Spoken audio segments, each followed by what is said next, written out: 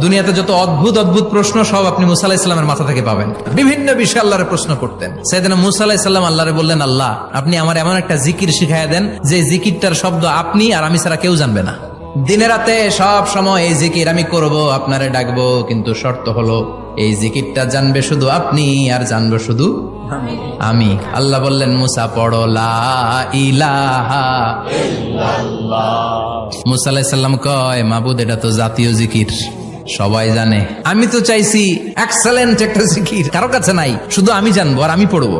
আল্লাহ বললেন, মুসা এই লা ইলাহাকে যদি এক পাল্লায় রেখে দাও, তাম বিশ্ব, সাত আকাশ, সাত জমিনটারে তুলে যদি তুমি আরেক পাল্লায় রেখে দাও, লা রাজাহাত কাফাতু লা ইলাহা ইল্লাল্লাহ, মুহূর্তের মধ্যে লা ইলাহার পাল্লা ভারী হয়ে যাবে।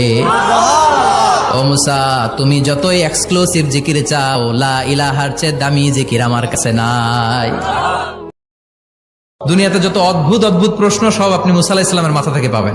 বিভিন্ন বিষয়ে আল্লাহরে প্রশ্ন করতেন। সাইয়েদনা মুসা আলাহিস সাল্লাম আল্লাহরে বললেন, আল্লাহ আপনি আমার এমন একটা জিকির শিখাইয়া দেন যে জিকিরটার শব্দ আপনি আর আমি ছাড়া কেউ জানবে না। দিনে রাতে সব সময় এই জিকির আমি করব, আপনারে ডাকবো, কিন্তু শর্ত হলো এই জিকিরটা জানবে শুধু আপনি আর জানবো শুধু আমি। আল্লাহ বললেন, মুসা পড়ো লা ইলাহা ইল্লাল্লাহ।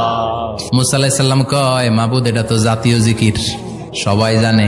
আমি তো চাইছি এক্সেলেন্ট একটা জিকির, কারো কাছে নাই, শুধু আমি জানবো আর আমি পড়বো।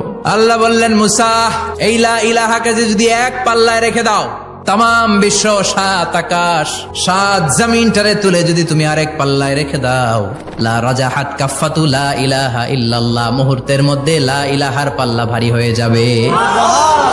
ও মুসা, তুমি যতই এক্সক্লুসিভ জিকির চাও, লা ইলাহার চেয়ে দামি জিকির আমার কাছে নাই।